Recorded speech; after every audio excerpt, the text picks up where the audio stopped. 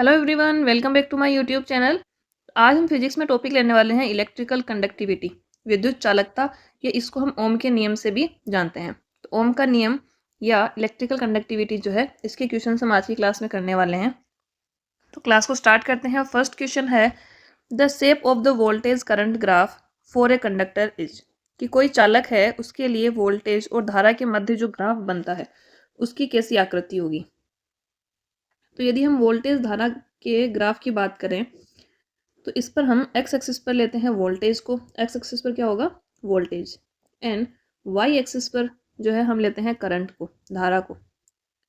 तो ये हमारा यहाँ पर जब इसमें ग्राफ हम लेते हैं वोल्टेज और धारा में, तो ये आएगा रेखिक रूप में आता है। रेखिक क्यों आता है? क्योंकि जो वोल्टेज है वो धारा के प्रोपोर्शनल में होता है। किसी भी चालक में जो विभवांतर लगाया जाता है, जो पोटेंशियल डिफरेंस होता है, वो उसमें प्रवाहित होने वाली धारा के समानुपाती होता है। उसमें जो करंट फ्लो हो रहा है उसकी कैसा होता है? डायरेक्टली प्रोपोर्शनल में होता है। और जब ऐसी कंडीशन होती है तो उसमें ग्राफ कैसा बनता है? लीनियर ग्राफ बनता है। तो इसमें कैसा ग्राफ बनेगा? लीनियर ग्राफ बनेगा, रेखिक। तो धारा और वोल्टेज या और भी कोई जो राशि हमारे पास होती हैं, उनमें यदि वो डायरेक्टली प्रोपोर्शनल में हैं तो उनमें जो ग्राफ बनेगा वो कैसा बनता है? लीनियर। तो इसका आंसर हो जाएगा लीनियर या रेखिक शेप में इसका ग्राफ बनेगा। नेक्स्ट क्वेश्चन है, the resistance of a wire of length L in area of cross section A is 0.2 ohm. The resistance of a wire of the same material but of length 2L in area of cross section 4A will be. इसमें ये क्या कह रहा है कि एक L लंबाई और उसका अनुप्रस्थ काट क्षेत्रफल कितना है? A। उस तार का प्रतिरोध 0.2 ओम है। क्या कह रहा है? लंबाई कितनी दी है? L1, L दी है लंबाई। तो इसके लिए लंबाई L1 कितनी है? फर्स्ट में L, और जो क्रॉस सेक्शन एरिया दिया है वो कितना दिया है? A। A1 is equal to A दिया है। और उस समय तार का प्रतिरोध कितना है? 0.2 ओम, यानी कि R1 की वैल्यू कितनी दी है? 0.2 ओम। ये इसमें क्वेश्चन में दिया है। नेक्स्ट ये जो हमारा केस 2 बनेगा, उसमें ये कह रहा है कि उसी सामग्री का तार है, जो जिस मटेरियल का ये वाला तार है, उसी सामग्री का हम तार लेते हैं, लेकिन उसकी लंबाई कितनी है? 2L। L2 is equal to कितना है? 2L। और उसका अनुप्रस्थ काट क्षेत्रफल A2 इज इक्वल टू कितना है? 4A। तो यहाँ पर हमें क्या पूछ रहा है कि उसका प्रतिरोध कितना होगा। तो इसके लिए हम फॉर्मूला यूज़ करेंगे। जो प्रतिरोध होता है, यदि उसको हम एरिया और लंबाई, लेंथ के टर्म में देखें, तो उसके लिए होता है रो L अपॉन A। क्या होता है? रो L अपॉन A। तो इसके लिए हमें क्या चाहिए? R1 और R2। तो किसी भी मटेरियल की जो विशिष्ट प्रतिरोधकता होती है या रेजिस्टिविटी जो है वो सेम रहेगी। यानी कि हम एक सामग्री की चाहे कितनी भी लंबाई, उसकी लेंथ लें, कितना भी उसका क्रॉस सेक्शन एरिया लें, तो उसके लिए क्या होगा? उसका जो विशिष्ट प्रतिरोध होता है, या हम इंग्लिश में कहते हैं रेजिस्टिविटी, वो क्या होती है? सेम। तो रो की वैल्यू यहाँ पर क्या रहेगी? सेम रहेगी। तो यहाँ से जब हम निकालेंगे R1 हमारे पास कितना आ जाएगा? यहाँ से रो तो सेम रहेगा, L1 डिवाइड बाई A1। और इधर से जब हम R2 देखेंगे तो कितना आएगा? रो L2 डिवाइड बाई A2। ये हमारी एक इक्वेशन हो गई फर्स्ट, ये सेकेंड इक्वेशन हो गई। अब हम इन दोनों को डिवाइड कर देंगे, R1 डिवाइड बाई R2। तो ये क्या हो जाएगा? रो L1 divide A1 upon rho L2 divide A2। तो रो से रो कैंसिल हो जाएगा, ठीक है। L1 की वैल्यू कितनी है हमारे पास? L। और यहाँ से A1 की वैल्यू कितनी है? A। तो A हमारा नीचे चला जाएगा। उसके बाद A2 4A ऊपर आ जाएगा, और L2 की वैल्यू कितनी है? 2L। ठीक है। तो यहाँ से जब हम देखेंगे तो A से A कैंसिल आउट, L से L कैंसिल आउट, 2 बचेगा। यहाँ से R1 की वैल्यू कितनी है? 0.2 is equal to 2 into R2, ये होगा। तो यहाँ से R2 की वैल्यू कितनी आ जाएगी? 0.1 ओम। तो कितना प्रतिरोध होगा उसका? 0.1 ohm. Option D. Next question है, the length of a conductive wire is 1 kilometre and its radius of cross section is 7 mm. A resistor of resistance 10 ohm is made out of this wire. The resistivity of this conductor will be. एक चालक तार की लंबाई कितनी दी है? 1 kilometre. 1 kilometre है यानी कि 1000 मीटर। और उसके अनुप्रस्थ काट की त्रिज्या कितनी है? 7 mm है। त्रिज्या कितनी दी है? 7 mm। तो यहाँ से रेडियस हो जाएगा 7 और इसको मीटर में चेंज करेंगे तो ये कितना हो जाएगा, डिवाइड 100 से डिवाइड कर देंगे तो ये आ जाएगा मीटर में। और इस तार का प्रतिरोध कितना दिया है, 10 ओम। R इज इक्वल टू हमें क्या दिया है, 10 ओम। और ये पूछ रहा है इस चालक की प्रतिरोधकता कितनी होती है, रेजिस्टिविटी। तो रेजिस्टिविटी का फॉर्मूला क्या होता है, रो इज इक्वल टू होता है RA/L। RA/L प्रतिरोधकता का फॉर्मूला क्या होगा, रेजिस्टिविटी RA/L। अब इसमें हम सारी वैल्यू जो है पुटअप कर देंगे। R की वैल्यू हमारे पास कितनी है, 10। यहाँ पर हमें A की वैल्यू नहीं दे रखी है, हमें क्या दिया है, रेडियस दिया है। तो रेडियस से हम उसका एरिया निकालेंगे तो अनुप्रस्थ काट का क्षेत्रफल या क्रॉस सेक्शन एरिया क्या होगा, एक सर्कल का एरिया होगा, वृत्त का क्षेत्रफल। तो वृत्त का क्षेत्रफल कितना होता है, पाई R स्क्वायर। तो पाई की वैल्यू 22/7 इंटू में 7 इंटू 1000, 7/1000। तो ये कितना आ जाएगा, यहाँ से 22 × 7 और इसको हम लिख देंगे 10⁻⁻6 लिख देते हैं। ठीक है, तो ये हमारे लिए इजी रहेगा, ये हो जाएगा मीटर स्क्वायर। तो ए की वैल्यू कितनी है, 22 into 7 into 10⁻⁻6 divide by L की वैल्यू कितनी है, 1000। तो इसको जब हम सोल्व करेंगे तो आर की वैल्यू हमारे पास कितनी आ जाएगी, ये आ जाएगा 1.54। कितना आ जाएगा, 1.54 इंटू 10⁻⁻6 ओम इंटू मीटर। तो इसका आंसर क्या हो जाएगा, ए। तो हमें ये फॉर्मूला यहाँ पर याद रखना है कि रेजिस्टिविटी का फॉर्मूला क्या होता है, RA/L। नेक्स्ट क्वेश्चन है, the resistivity of a material of length 5 metre is 1.6 into 10⁻⁻8 ohm metre. कोई एक मटेरियल है, उसकी लंबाई कितनी है, 5 मीटर और उसकी प्रतिरोधकता कितनी है, 1.6 × 10⁻8 ohm into metre. If the length of the material is increased by 10 metre then the value of resistivity is. यदि उस मटेरियल की लंबाई हम 10 मीटर बढ़ा दें तो उसकी प्रतिरोधकता का मान क्या होगा। तो यहाँ पर जो है हमें कुछ नहीं करना है, इसमें जो रेजिस्टिविटी होती है वो डिपेंड नहीं करती है उसकी लेंथ पर। यदि लेंथ को कम किया जाए चाहे उसकी लेंथ को बढ़ाया जाए, उसकी रेजिस्टिविटी सेम रहेगी, तो उसकी प्रतिरोधकता में कोई अंतर नहीं आएगा। तो यहाँ पर कितनी है, 1.6 इंटू 10⁻⁻8, तो उसकी रेजिस्टिविटी सेम रहेगी। तो इसमें क्या हो जाएगा, ऑप्शन डी। नेक्स्ट क्वेश्चन है, a given resistance R is cut into 2 equal parts, find the resistance of each part. कि एक प्रतिरोध है R, उसको हमने 2 समान भागों में काट दिया, तो प्रत्येक भाग का प्रतिरोध क्या होगा। हम जानते हैं R इज इक्वल टू क्या होता है, ρL/A। यानी कि यहाँ से हम कह सकते हैं कि R किसके प्रोपोर्शनल है, L के डायरेक्टली प्रोपोर्शनल है। जब हम उसकी लंबाई को आधा कर रहे हैं, यदि हम किसी भी प्रतिरोध को या किसी भी चीज़ को 2 इक्वल पार्ट्स में डिवाइड करेंगे, यानी कि उसको हम हाफ कर रहे हैं, तो यदि हम L/2 करते हैं, उसकी लेंथ को क्या कर देते हैं, L/2 कर देते हैं, तो R भी क्या हो जाएगा, आधा हो जाएगा। तो प्रतिरोध भी क्या हो जाएगा, R/2। और ये क्यों होगा, क्योंकि प्रतिरोध उसकी लंबाई के समानुपाती होता है, डायरेक्टली प्रोपोर्शनल होता है लेंथ के, तो उसका प्रतिरोध भी क्या हो जाएगा, आधा हो जाएगा। नेक्स्ट क्वेश्चन है, the mathematical form of ohm's law is represented as. Here V is equal to potential difference, I is equal to current flowing through a conductor and R is equal to resistance। ये क्या कह रहा है कि ओम के नियम का गणितीय रूप क्या है। ओम का नियम है, उसका मैथमेटिकल फॉर्म क्या है, जहाँ पर V क्या है, विभवांतर, पोटेंशियल डिफरेंस, I क्या है, धारा, R क्या है, प्रतिरोध। तो ओम का नियम हम जानते हैं क्या होता है, V is equal to I into R।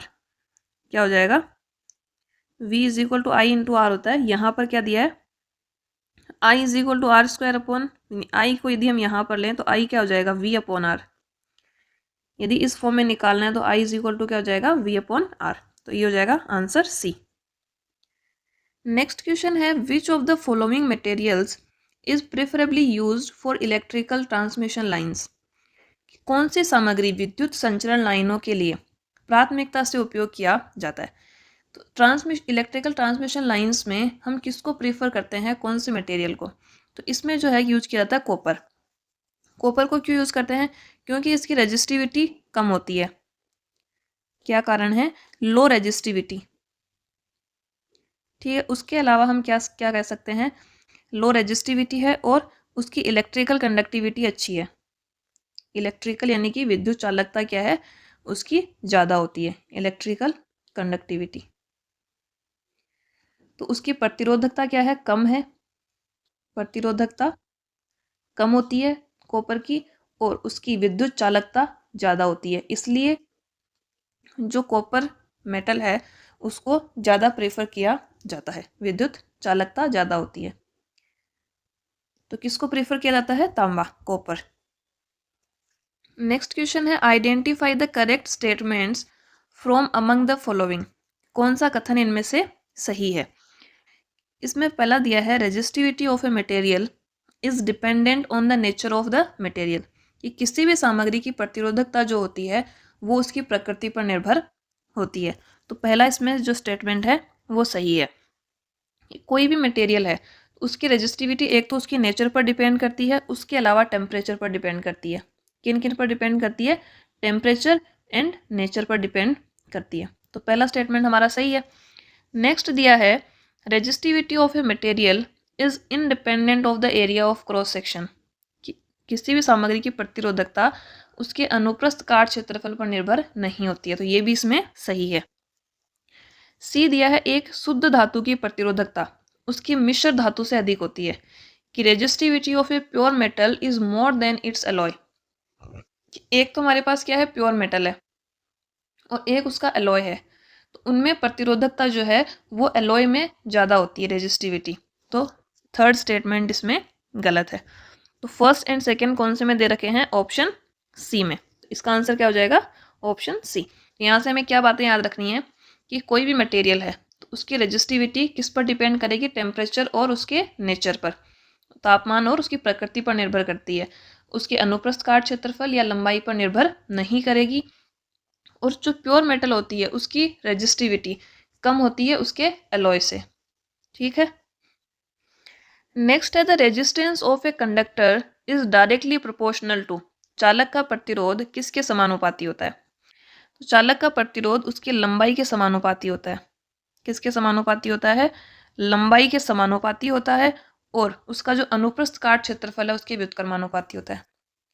Are जो है वो लेंथ के तो क्या होता है, डायरेक्टली प्रोपोर्शनल, और उसका जो क्रॉस सेक्शन है उसके इन्वर्सली प्रोपोर्शनल होता है। तो यहाँ पर क्या हो जाएगा, चालक की लंबाई के समानुपाती होता है। नेक्स्ट क्वेश्चन है which of the following has less opposition to the flow of current, कि निम्नलिखित में से किस में धारा के प्रवाह के विरोध की शक्ति न्यूनतम होती है, कि इनमें से कौन सा ऐसा पदार्थ है जो उसमें से करंट फ्लो का सबसे कम जो है उसका विरोध करेगा। क्या ये क्या कह रहा है कि हमारे पास कोई भी एक मटेरियल है उसमें से यदि हम करंट फ्लो करते हैं तो इनमें से कौन सा जो मटेरियल है वो सबसे कम उसको रेजिस्ट करेगा। पहला दिया है एक गुड कंडक्टर, तो इसमें क्या हो जाएगा, यही आंसर हो जाएगा, क्योंकि जो एक अच्छा सुचालक होता है, गुड कंडक्टर होता है, वो करंट को अपने में से फ्लो होने देता है। उसमें से जो धारा प्रवाहित होती है वो अच्छे से उसमें से धारा प्रवाहित होती है, उसमें प्रतिरोध कम होता है, इसीलिए वो क्या होता है, गुड कंडक्टर होता है। तो इसका आंसर हो जाएगा ऑप्शन ए। नेक्स्ट क्वेश्चन है the resistance of a conductor remains almost unaffected by change in temperature, this conductor is made of, चालक का प्रतिरोध तापमान में बदलाव से लगभग अप्रभावित रहता है। यह चालक किससे बना है, कि ये क्या कह रहा है कि एक कोई कंडक्टर है उसमें यदि हम तापमान में चेंज करते हैं, टेम्परेचर में उसको चेंज करते हैं तो उसके रेजिस्टेंस में कोई फर्क नहीं पड़ता है।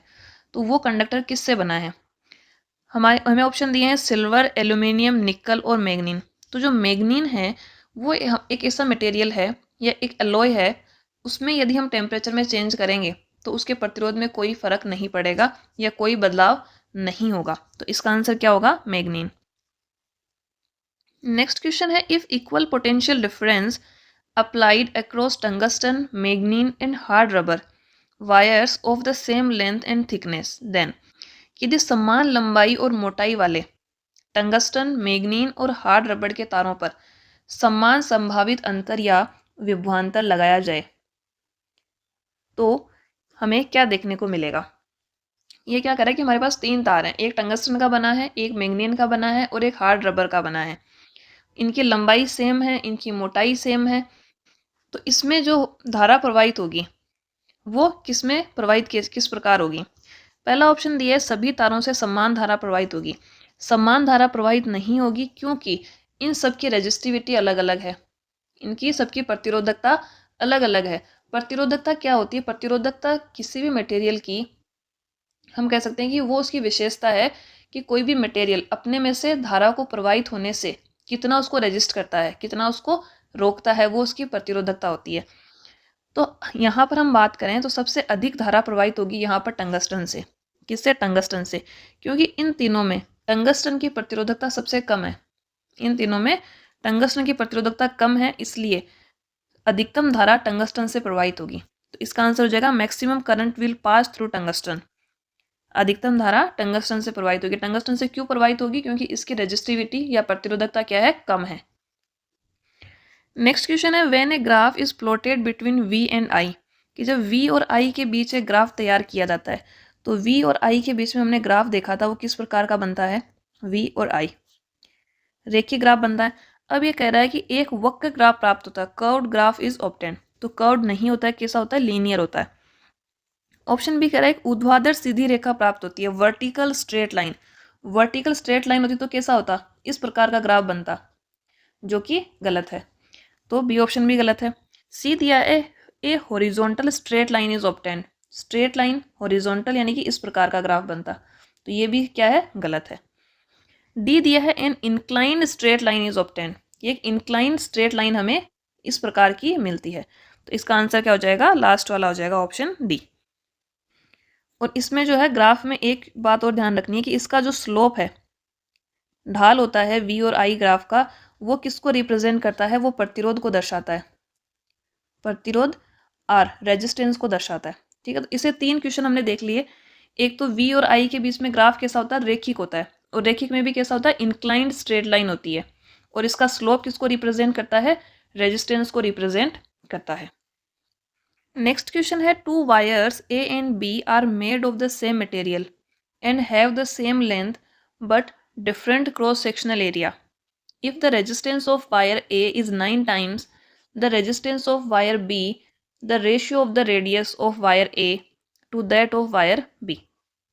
क्या कह रहा है? दो तार हैं A और B जो कि सेम मटेरियल के बने हैं, एक ही चीज़ से बने हैं, और उनकी लंबाई भी क्या है? समान है, लेकिन उनके अनुप्रस्थ काट क्षेत्रफल अलग अलग है। उनका जो क्रॉस सेक्शन है, क्रॉस सेक्शन एरिया है, वो क्या है? डिफरेंट है। अब ये कह रहा है कि यदि तार A का प्रतिरोध तार B के प्रतिरोध से 9 गुना है। हम मान लेते हैं कि तार A का प्रतिरोध कितना है? RA, और तार B का प्रतिरोध कितना है? RB, और इसका 9 गुना है ये हमें क्वेश्चन में कहा है। तो तार A के त्रिज्या का अनुपात तार B के त्रिज्या से कितना होगा? हमें इसने कहा है कि इसका क्रॉस सेक्शन एरिया अलग अलग है। क्रॉस सेक्शन एरिया अलग अलग है, इसका मतलब ये है कि उसकी त्रिज्या अलग अलग है। तो ये पूछना चाह रहा है कि उनकी त्रिज्याओं में कितना अनुपात है। तो हम क्या जानते हैं? हम जानते हैं प्रतिरोध R इज इक्वल टू क्या होता है? रो L अपॉन A। तो यहाँ से यदि हम RA निकालें तो RA क्या हो जाएगा? समान सामग्री के बने, इनके सेम मटेरियल के बने हैं, तो उसकी प्रतिरोधकता जो होगी, रेजिस्टिविटी सेम रहेगी, तो इसको हम सिर्फ रो ही लेंगे। और ये कह रहा है कि उसकी लंबाई भी समान है दोनों की, तो लंबाई भी हम क्या मान लेते हैं? L है, और इसका एरिया कितना है? AA है। ठीक, RB क्या हो जाएगा? रो, क्योंकि प्रतिरोधकता सेम रहेगी, लंबाई समान है, और उसका एरिया कितना है? AB है। ठीक, अब हम RA को RB से डिवाइड कर देते हैं, RA डिवाइड RB, तो ये क्या आ जाएगा? AB अपॉन AA, और ये क्या हो जाएगा? पाई RB का स्क्वायर डिवाइड पाई RA का स्क्वायर। ठीक है, RA की वैल्यू हम रख देंगे 9RB। कितनी रख देंगे? 9RB divide RB is equal to pi से पाई कैंसिल आउट हो जाएगा, ये हो जाएगा RB square upon RA square, और RB से RB कैंसिल आउट हो जाएगा यहाँ पे, then there implies RB upon RA is equal to under root 9/1, तो ये कितना आ जाएगा? 3/1। तो यहाँ से जब हम RA रेशियो RB निकालेंगे तो कितना आएगा? 1:3। कितना होगा? 1:3, ऑप्शन डी। नेक्स्ट है due to the low resistivity of copper it is used in. Copper की कम प्रतिरोधकता के कारण इसे हम किस में यूज़ करते हैं? ट्रांसमिशन लाइन्स में यूज़ करते हैं। नेक्स्ट क्वेश्चन है, if the value of v upon I is a constant then what is it called? यदि v अपॉन आई का मान एक स्थिरांक है तो इसे क्या कहा जाता है? ओम का नियम कहता है कि किसी भी चालक में उसका विभवांतर जो है वो प्रवाहित होने वाली धारा के समानुपाती होता है, कि v is equal to V directly proportional होता है आई के। और जब हम ये समानुपाती चिन्ह हटाते हैं तो यहाँ पर क्या आता है? v is equal to R into में आई।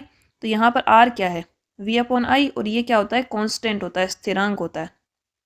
तो यहाँ पर ये पूछ रहा है कि v अपॉन आई एक स्थिरांक है तो इसकी वैल्यू क्या होगी?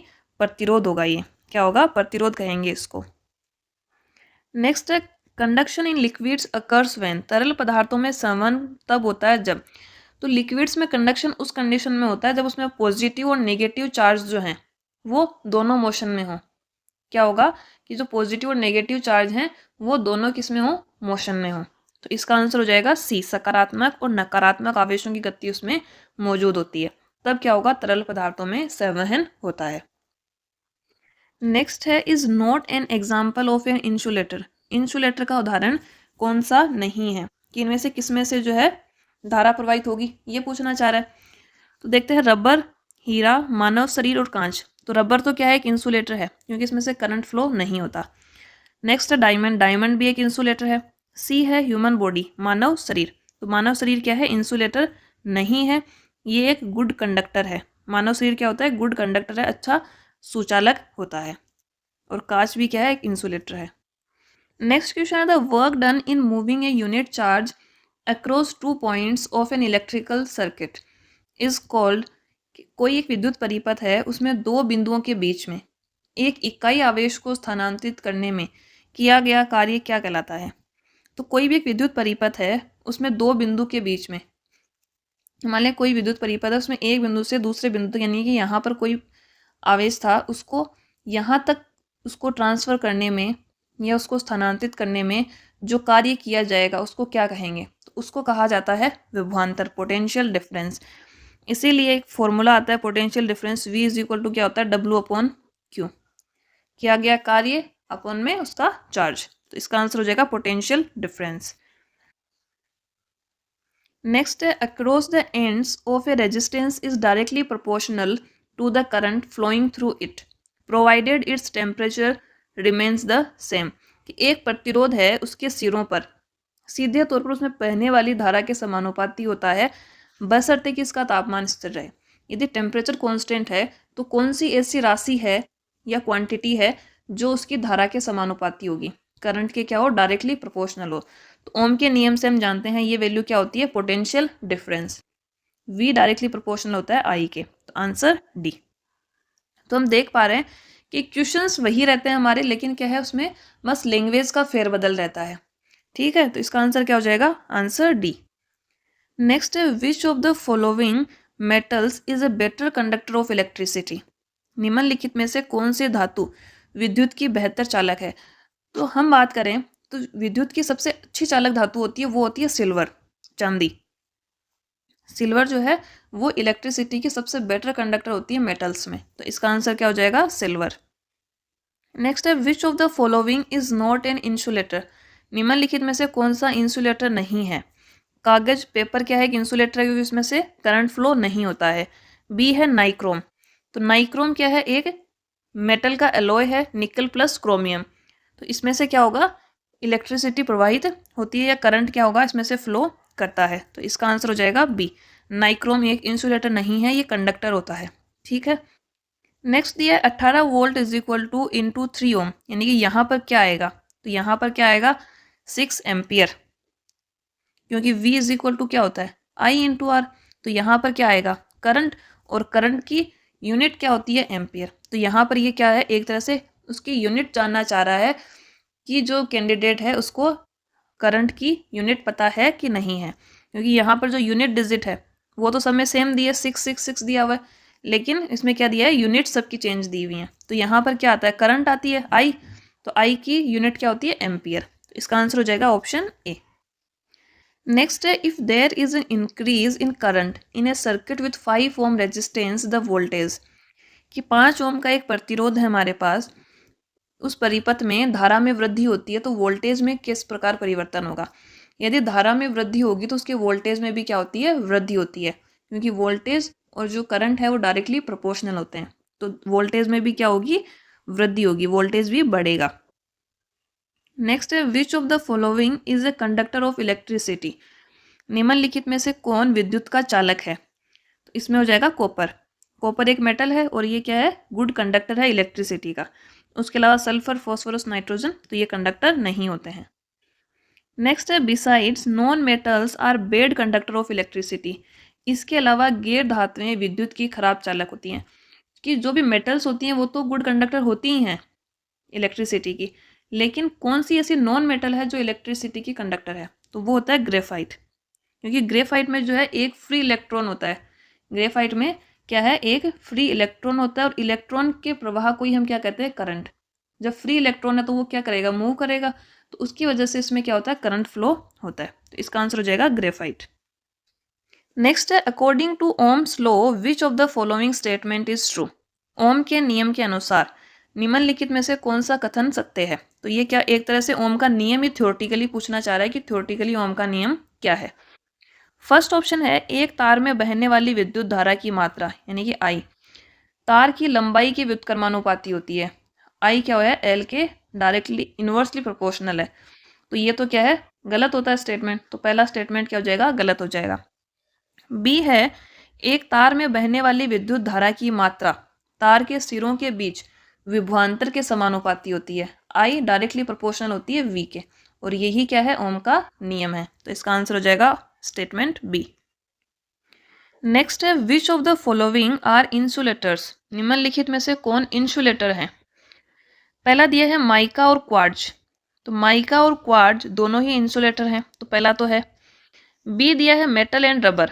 रबर तो इंसुलेटर है, लेकिन जो धातु होती है वो इंसुलेटर नहीं होती हैं। धातु तो क्या है, गुड कंडक्टर होती हैं। सी में भी धातु दे दिया है मेटल्स, तो सी वाला भी कैंसिल हो जाएगा, तो ओनली ए। नेक्स्ट है which of the following solution is not a conductor of electricity. निम्नलिखित में से कौन सा घोल विद्युत का चालक नहीं है। इनमें से हम बात करें तो पहला दिया है सोडियम हाइड्रोक्साइड सॉल्यूशन, NaOH का सॉल्यूशन। तो जो NaO सॉल्यूशन है उसमें से विद्युत प्रवाहित हो सकती है, हम कहेंगे एक तरह का इलेक्ट्रोलाइट है। ठीक है, पहला तो इसमें सही है। बी दिया है ग्लूकोज सॉल्यूशन। ग्लूकोज का सॉल्यूशन जो है वो इलेक्ट्रिसिटी का कंडक्टर नहीं होता है, तो इसका आंसर हो जाएगा ऑप्शन बी। नेक्स्ट है if the potential difference between the ends of a conductor is doubled what will be the effect on the current flowing in it. कि एक कंडक्टर या चालक के सिरों के बीच यदि विभवांतर को दोगुना करते हैं, वोल्टेज को कितना कर दें, 2V कर दें, तो उसमें बहने वाली धारा पर क्या प्रभाव पड़ेगा। तो उसकी धारा भी क्या हो जाएगी, दोगुनी हो जाएगी। क्या हो जाएगी, दोगुनी हो जाएगी। क्यों हो जाएगी, क्योंकि V डायरेक्टली प्रोपोर्शनल है R उसके I के।